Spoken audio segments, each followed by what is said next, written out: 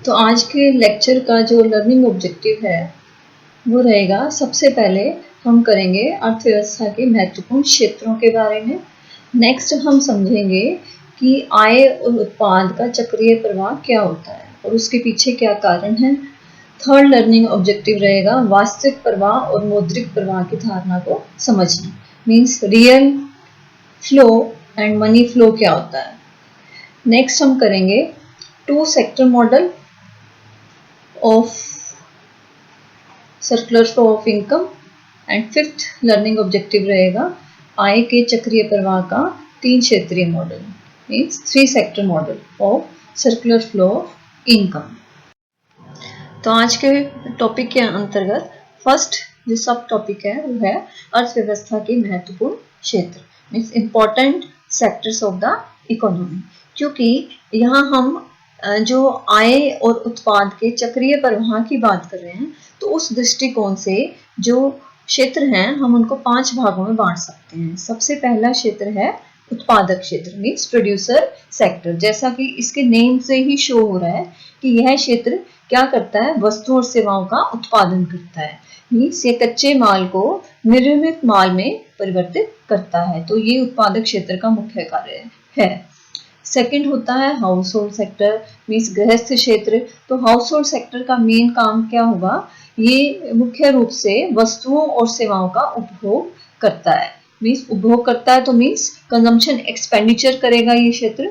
और साथ ही साथ ये जो क्षेत्र है ये साधनों की सेवाएं भी प्रदान करता है। साधन जैसे कि लैंड, लेबर, कैपिटल, एंटरप्रेन्योर, ये सब हमारे साधन होते हैं उत्पादन के। तो ये सब सेवाएं गृहस्थ क्षेत्र से ही प्राप्त होती हैं। थर्ड सेक्टर है सरकारी क्षेत्र।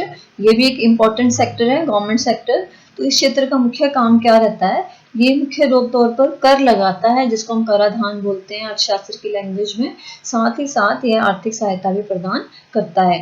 ये आर्थिक सहायता उत्पादक क्षेत्र को भी प्रदान करता है और हाउस होल्ड सेक्टर को भी ट्रांसफर पेमेंट की फॉर्म में आर्थिक सहायता प्रदान करता है। फोर्थ सेक्टर है शेष विश्व क्षेत्र, means rest of the world sector. Means अपने कंट्री को छोड़कर बाकी सब जो देश होते हैं, कंट्रीज होते हैं, वो सब rest of the world sector का पार्ट होते हैं। तो इस क्षेत्र का मुख्य काम रहेगा निर्यात करना और आयात करना।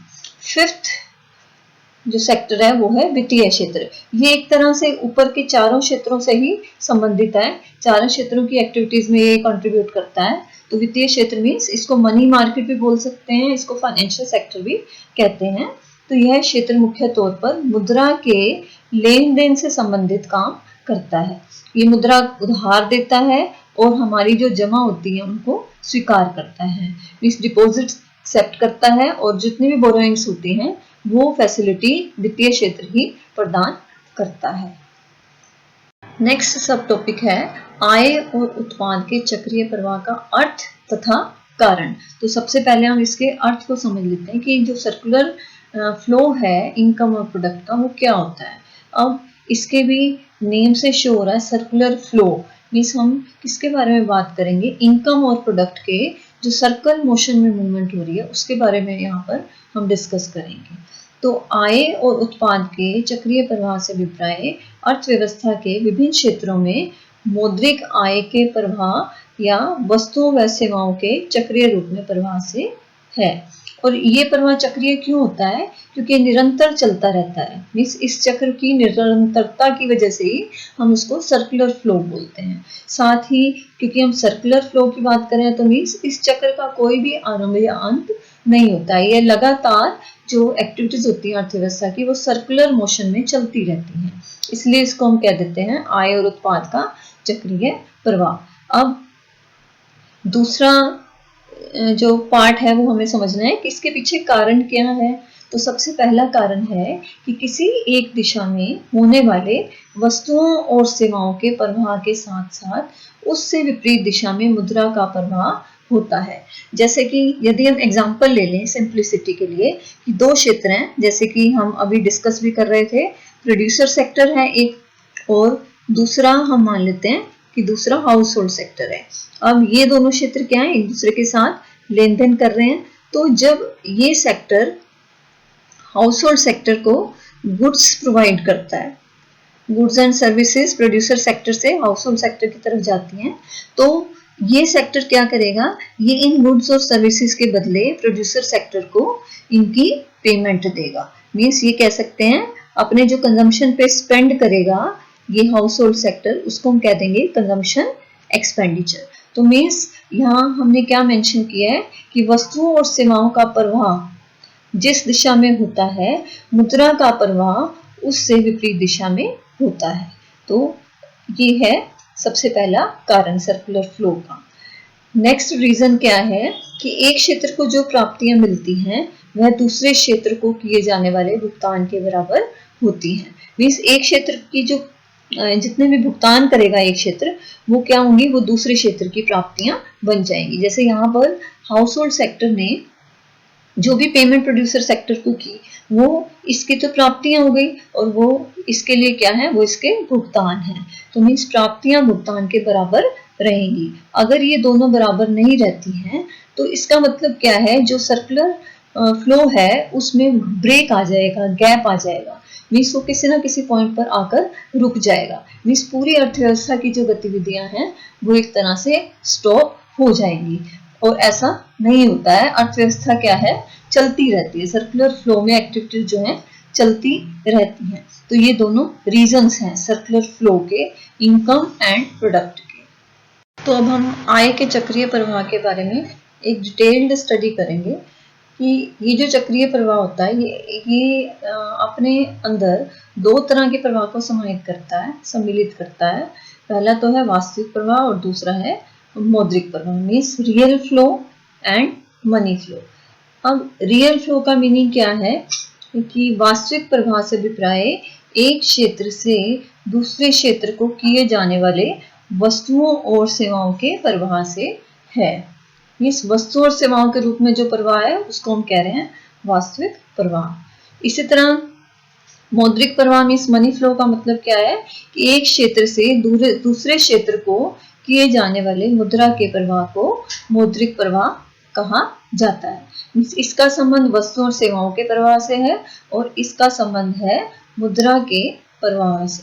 तो ये है real flow and money flow. अब रियल फ्लो को हम इस डायग्राम की हेल्प से भी देख लेते हैं।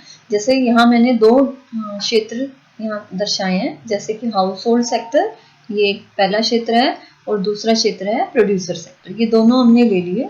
अब इन दोनों में रियल फ्लो कैसे प्रेजेंट किया जा सकता है कि जो हाउस होल्ड सेक्टर है ये प्रोड्यूसर सेक्टर को फैक्टर सर्विसेज प्रोवाइड करता है, और मीन्स फैक्टर जो फैक्टर प्रोडक्शन होते हैं वो services house hold sector producer sector को प्रोवाइड करता है। तो इसमें मुद्रा का कोई लेन देन नहीं हुआ, तो ये इस क्षेत्र से इस क्षेत्र की तरफ रियल फ्लो है। और फैक्टर सर्विसेज क्या हो सकती हैं, जैसे लैंड, लेबर, कैपिटल भी हो सकता है, और हम यहाँ पर एंट्रेप्रेन्योरशिप की बात भी कर सकते हैं।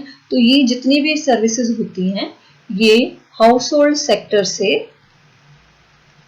प्रोड्यूसर सेक्टर की तरफ फ्लो करती हैं। इसी तरह से इस सेक्टर से हाउस होल्ड सेक्टर को क्या फ्लो होगा रियल फॉर्म में, वो होगी गुड्स एंड सर्विसेज। तो इसको हम कह देते हैं रियल फ्लो। अभी हमने यहाँ सिंप्लिसिटी के लिए दो ही क्षेत्र अज्यूम किए थे, तो इन दोनों क्षेत्रों में हमने रियल फ्लो की डिस्कशन की है। तो जैसे अभी हमने रियल फ्लो की बात की थी, इसी तरह से अब हम इन दोनों क्षेत्रों के बीच में मनी फ्लो की भी बात करेंगे कि हाउस होल्ड सेक्टर, क्योंकि इस क्षेत्र को प्रोड्यूसर सेक्टर से गुड्स और सर्विसेज मिलती हैं, तो ये क्षेत्र क्या करेगा, इस क्षेत्र से मुद्रा का प्रवाह किस तरह से होगा, ये जितना भी कंजम्पशन करेगा हाउस होल्ड सेक्टर, मीन्स अपने कंजम्पशन पर जो भी एक्सपेंडिचर करेगा वो मुद्रा के रूप में प्रोड्यूसर सेक्टर की तरफ फ्लो हो जाएगा। इसी तरह से क्योंकि ये जो क्षेत्र है इस क्षेत्र को फैक्टर सर्विसेज प्रोवाइड करता है, तो इसीलिए producer sector house hold sector को फैक्टर पेमेंट देगा। मीन्स फैक्टर की जितनी भी सर्विसेज प्रोड्यूसर सेक्टर ने यूज की हैं तो उन सब के लिए factor payment producer sector house hold sector को देगा। और फैक्टर पेमेंट में क्या आ जाता है, जैसे वेजेस, इंटरेस्ट, प्रॉफिट, रेंट, तो ये सब क्या है, फैक्टर पेमेंट। क्योंकि यहाँ पर मनी का इंट्रोडक्शन हो गया, मुद्रा का प्रवाह इस क्षेत्र से इस क्षेत्र की तरफ हो रहा है और इस क्षेत्र से इस क्षेत्र की तरफ भी हो रहा है, तो इसको हम क्या कहेंगे, ये कहलाएगा मनी फ्लो। अब नेक्स्ट टॉपिक पर डिस्कशन कर लेते हैं, ये है विभिन्न क्षेत्रों में आय का चक्रीय प्रवाह। हमने 5 क्षेत्र किए थे और उसमें से मैंने आपको यही बताया कि वित्तीय क्षेत्र जो होता है कॉमन क्षेत्र है जो बाकी चारों क्षेत्रों के साथ डीलिंग करता है। तो फिलहाल आज हम जो कर रहे हैं, हम 2 क्षेत्रीय मीन्स 2 सेक्टर मॉडल करेंगे और उससे नेक्स्ट करेंगे 3 सेक्टर मॉडल। तो ये 2 क्षेत्रीय मॉडल क्या होता है, इसके अंतर्गत हम 2 क्षेत्रों के बीच होने वाले चक्रीय प्रवाह का अध्ययन करते हैं। ये 2 क्षेत्र हैं, घरेलू क्षेत्र और उत्पादक क्षेत्र। इस क्षेत्र को फर्म भी बोला जाता है क्योंकि यहाँ वस्तुओं का जो कच्चे माल को निर्मित माल में बदला जाता है, इस वजह से इसको फर्म का क्षेत्र भी बोलते हैं। और इसके अलावा क्या है, 3 क्षेत्रीय मॉडल में क्या होगा, ये क्षेत्र जो है ये आय के चक्रीय प्रवाह का अध्ययन करेगा 3 क्षेत्रों के बीच में। इसमें घरेलू क्षेत्र, उत्पादक क्षेत्र तो शामिल है ही, और तीसरा क्षेत्र ऐड ऑन हो जाएगा सरकारी क्षेत्र, जो अभी हमने समझा भी था कि इस क्षेत्र का मुख्य कार्य क्या रहेगा, कराधान और सब्सिडीज प्रोवाइड करना। ये जो दोनों मॉडल्स हैं, 2 सेक्टर मॉडल और 3 सेक्टर मॉडल, इनको हम क्लोज्ड मॉडल भी बोलते हैं, मीन्स बंद अर्थव्यवस्था के मॉडल, क्योंकि इसमें हमने शेष विश्व से संबंधित किसी भी एक्टिविटी को इंक्लूड नहीं किया है। मीन्स एक अर्थव्यवस्था के अंदर जो एक्टिविटीज हैपन हो रही हैं, हम यहाँ पर उसी की बात कर रहे हैं, इसीलिए इस मॉडल को हम बंद अर्थव्यवस्था का मॉडल भी कहते हैं। नेक्स्ट टॉपिक है आय के चक्रीय प्रवाह का 2 क्षेत्रीय मॉडल।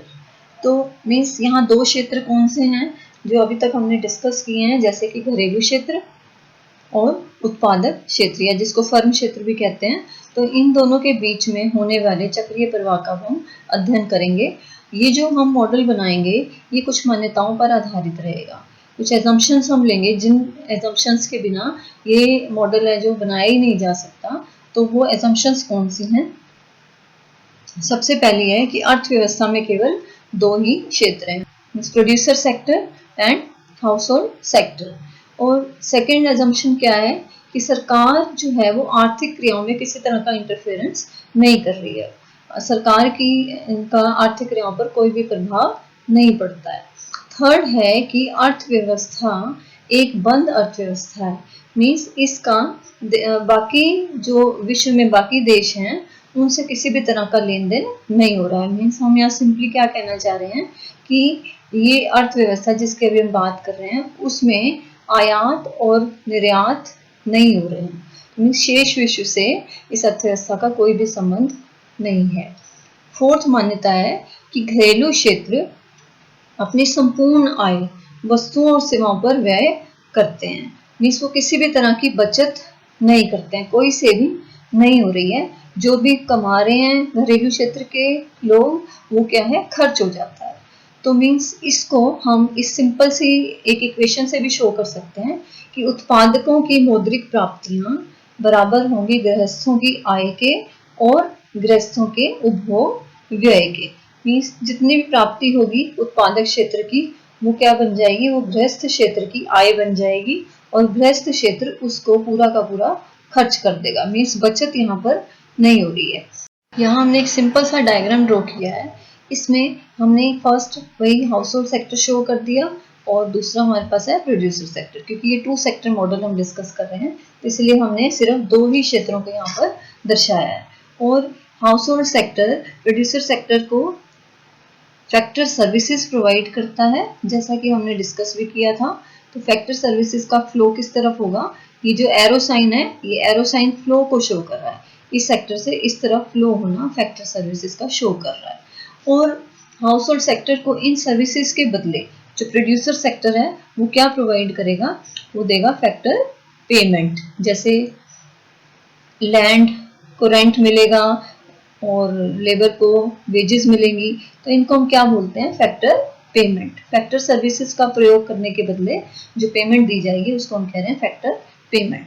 इसी तरह से ये सेक्टर इस सेक्टर को गुड्स एंड सर्विसेज प्रोवाइड करता है, तो उसको हम यहाँ शो कर देते हैं। अब क्योंकि इस क्षेत्र ने इस क्षेत्र को गुड्स एंड सर्विसेज प्रोवाइड किए हैं, तो ये क्षेत्र इन सब गुड्स और सर्विसेज का उपभोग करेगा और उन पे इनका इस क्षेत्र का खर्चा होगा। तो उस खर्च को हम क्या कह रहे हैं, उसको हम नाम दे रहे हैं कंजम्पशन एक्सपेंडिचर, उपभोग व्यय। तो इस एक्सपेंडिचर का जो फ्लो होगा वो हाउस होल्ड सेक्टर से प्रोड्यूसर सेक्टर की तरफ हो जाएगा। अब यहाँ पर ये जो फैक्टर सर्विसेज यहाँ शो की हैं, ये तो क्या है, ये रियल फ्लो को शो करती है, और इसका रेसिप्रोकल विपरीत दिशा में ये क्या है, ये मनी फ्लो, फैक्टर पेमेंट। इसी तरह से गुड्स और सर्विसेज इधर से इस सेक्टर से इस सेक्टर की तरफ फ्लो हुई, तो वो क्या है, वो रियल फ्लो है। और इसके ऑपोजिट चलेगा कंजम्पशन एक्सपेंडिचर, वो क्या है, मनी फ्लो। तो इस तरह से टू सेक्टर मॉडल हम डायग्राम की हेल्प से इस चक्रीय फॉर्म में इसको शो कर सकते हैं। एक चक्र की तरह हमने इसको दिखा दिया कि ये जो एक्टिविटीज हैं ये चलती रहेंगी, ये स्टॉप नहीं होंगी। तो मीन्स ये दोनों क्षेत्र क्या हैं, अपनी ज़रूरतों के लिए और सर्विसेज के लिए एक दूसरे पर निर्भर करते हैं। तो अभी हमने जो डायग्राम किया था उसमें हमने क्या माना था कि बचत और निवेश का कोई भी रोल नहीं है, लेकिन यदि हम अर्थव्यवस्था में बचत और निवेश दोनों को शामिल कर लेते हैं, मीन्स यदि हम वित्तीय प्रणाली का भी डिस्कशन साथ में करते हैं, दो क्षेत्रों के बीच में वित्तीय प्रणाली भी अगर ऐड हो जाती है, तो ये मॉडल किस तरह का रहेगा, अब उसको समझ लेते हैं। वित्तीय प्रणाली से क्या अभिप्राय होती है, इसका अभिप्राय है मुद्रा का लेन देन करने वाले वित्तीय मध्यस्थ, जैसे कि बैंक या फिर अन्य वित्तीय संस्थाएं। और परिवार और उत्पादक, ये दोनों ही क्षेत्र क्या करते हैं, ये दोनों क्षेत्र बचतें करते हैं। सेविंग्स इन दोनों क्षेत्रों की हेल्प से होती है। तो नेचुरली ये सेविंग कहाँ जाएगी, ये वित्तीय संस्थाओं में जाएगी, मीन्स मुद्रा बाजार और पूंजी बाजार की तरफ इसका फ्लो होगा। और जहां से ये बचतें क्या है, ऋणों के रूप में निवेश के लिए उत्पादक क्षेत्र की तरफ और उधार के रूप में परिवार क्षेत्र की तरफ इनका फ्लो रहेगा। मीन्स यदि सेविंग भी इंक्लूड करते हैं तो सेविंग क्या होगा, सेविंग्स को हम डिपॉजिट करते हैं, बैंक्स में वित्तीय संस्थाओं में डिपॉजिट करते हैं। और ये जो सेविंग होती है जो डिपॉजिट के फॉर्म में बैंक के पास चली गई, बैंक क्या करता है, बैंक जो हाउस होल्ड सेक्टर है उसको और जो प्रोड्यूसर सेक्टर है उसको भी, इन दोनों क्षेत्रों को ये डिपॉजिट्स किस फॉर्म में फ्लो कर देता है, बोरोइंग्स की फॉर्म में फ्लो कर देता है। हाउस होल्ड सेक्टर भी बोरोइंग कर सकते हैं, उधार ले सकते हैं। इसी तरह प्रोड्यूसर सेक्टर भी क्या है, इन बोरोइंग्स को लेता है, मीन्स निवेश करने के लिए प्रोड्यूसर सेक्टर भी बैंकों से इन डिपॉजिट्स को लोन की फॉर्म में गेन करता है। तो इस तरह से टू सेक्टर मॉडल में कुछ और ऐड ऑन हो जाता है यदि हम फाइनेंशियल सिस्टम को भी उसमें इंक्लूड कर लेते हैं। अब इसी चीज़ को हम डायग्राम से कर लेते हैं। तो डियर स्टूडेंट्स, मैंने वैसे ही आपको जैसे अभी तक हमने डायग्राम में किए दोनों जो सेक्टर्स हैं वो शो कर दिए, लेकिन साथ में अब money market means financial market को भी हम ऐड कर रहे हैं, सेविंग और इन्वेस्टमेंट इनको भी हम यहाँ पर इंक्लूड कर रहे हैं इस सेक्टर की हेल्प से। तो जैसे हमने टू सेक्टर मॉडल बनाया था, टू सेक्टर मॉडल में हमने अभी ये किया था कि इस क्षेत्र से इस क्षेत्र को फैक्टर सर्विसेज फ्लो होंगी, और इन फैक्टर सर्विसेज के बदले में जो प्रोड्यूसर सेक्टर है वो इस सेक्टर को क्या प्रोवाइड करेगा, फैक्टर पेमेंट। इसी तरह से ये सेक्टर जो है, ये प्रोड्यूसर सेक्टर को जो यहाँ से गुड्स एंड सर्विसेज सेक्टर को मिलेंगी, गुड्स एंड सर्विसेज हम यहाँ मेंशन कर देंगे, और इन सर्विसेज और गुड्स के बदले में ये सेक्टर जो भी स्पेंड करेगा, जिसको हम कंजम्पशन एक्सपेंडिचर बोलते हैं, वो फ्लो करेगा हाउस होल्ड सेक्टर से प्रोड्यूसर सेक्टर की तरफ। तो ये तो टू सेक्टर मॉडल हमने किया था विदाउट फाइनेंशियल सिस्टम। लेकिन अगर फाइनेंशियल सिस्टम ऐड हो जाता है, मीन्स मनी मार्केट ऐड हो जाती है, तो क्या होगा, तो एक चेंज जो आएगा वो ये आएगा कि हाउस होल्ड सेक्टर अपनी सेविंग्स डिपॉजिट कर देगा मनी मार्केट में, मीन्स फाइनेंशियल इंस्टीट्यूशंस में, बैंक्स में। इसी तरह से प्रोड्यूसर सेक्टर भी सेविंग्स करता है, तो वो सेविंग्स कहाँ जमा हो जाती हैं, फाइनेंशियल मार्केट में फ्लो कर जाती हैं। और इस सेक्टर से हाउस होल्ड सेक्टर को बोरोइंग्स फ्लो होंगी। इसी तरह से इस क्षेत्र से इस क्षेत्र की तरफ भी जो बोरोइंग्स है उनका फ्लो होगा। मीन्स एक्टिविटीज जो पहले हो रही थी वो सब क्या पैसा हो जाएंगी। जैसे ही ये सेक्टर शामिल हो जाएगा तो सेविंग बढ़ेंगी, डिपॉजिट्स बढ़ेंगे और इन्वेस्टमेंट का लेवल भी इंक्रीज होना स्टार्ट हो जाएगा। तो इस तरह से ये तीनों सेक्टर क्या है, इंटरडिपेंडेंस को शो कर रहे हैं यहाँ पर। तो ये था two sector model by including saving and investment और फाइनेंशियल सिस्टम। आज का नेक्स्ट टॉपिक है आय के चक्रीय प्रवाह का तीन क्षेत्रीय मॉडल। ये थ्री सेक्टर मॉडल अब हम करेंगे। टू सेक्टर्स कौन से थे? टू सेक्टर्स थे house hold and producer sector. तो इस मॉडल को हम थ्री सेक्टर मॉडल क्यों बोल रहे हैं? क्योंकि हम यहाँ पर उत्पादक क्षेत्र और घरेलू क्षेत्र के साथ साथ सरकार मीन्स गवर्नमेंट को भी ऐड कर देंगे। मीन्स सरकार का भी आर्थिक क्रियाओं में योगदान शो किया जाएगा अब इस मॉडल की मदद से। लेकिन ये भी क्या है, ये भी बंद अर्थव्यवस्था को ही शो करेगा, क्योंकि यहाँ पर भी हम आयात और निर्यात के बारे में डिस्कशन अभी फिलहाल नहीं करेंगे। और गवर्नमेंट, क्योंकि गवर्नमेंट एक बहुत इम्पोर्टेंट सेक्टर है, क्योंकि गवर्नमेंट मेनली हम क्या करते हैं, गवर्नमेंट को जो टैक्सेस होते हैं वो पे करते हैं हम गवर्नमेंट को। तो मीन्स ये जो टैक्सेस होते हैं ये टैक्सेस गवर्नमेंट गेन करती है हमसे, और उसी के बेसिस पर फिर गवर्नमेंट क्या करती है, गवर्नमेंट अपने एक्सपेंडिचर्स करती है। जैसे कि हम ये कह सकते हैं आर्थिक जो सहायता होती है वो प्रदान करती है, जैसे ट्रांसफर पेमेंट्स प्रोवाइड करती है हाउस होल्ड सेक्टर को, प्रोड्यूसर सेक्टर को सब्सिडीज प्रोवाइड करती है। तो गवर्नमेंट के ये दोनों मेन फंक्शंस होते हैं। और इसके साथ साथ गवर्नमेंट और भी कई काम करती है, जैसे कि गवर्नमेंट गुड सर्विसेज खरीदती है और उसके बदले में पेमेंट देती है। तो मीन्स गवर्नमेंट के ऐड होते ही जो एक्टिविटीज हैं अर्थव्यवस्था की वो और ज़्यादा इंक्रीज कर जाएंगी। और जो ये तीनों क्षेत्र हैं ये आपसी निर्भरता को भी शो करते हैं। ये अपनी ज़रूरतों के लिए तीनों सेक्टर्स क्या हैं, एक दूसरे पर निर्भर करते हैं। मीन्स ये क्षेत्र इससे कुछ प्राप्तियां करता है तो उसके बदले में ये घरेलू क्षेत्र इसको भुगतान करता है। और ऐसा ही गवर्नमेंट को जैसे हम कर का भुगतान करते हैं तो गवर्नमेंट से हमें क्या गेन हो जाता है, हमें आर्थिक सहायता गवर्नमेंट से गेन होती है, सुविधाएं प्राप्त होती हैं। तो इसी को, इस थ्री सेक्टर मॉडल को अब हम नेक्स्ट डायग्राम से करते हैं। तो यहाँ इस डायग्राम में हम थ्री सेक्टर मॉडल शो कर रहे हैं, और ये वही हमारा first sector house hold sector, second producer sector, third government sector, और ये वही कॉमन सेक्टर हमने इंक्लूड कर लिया जो तीनों के साथ डीलिंग कर रहा है।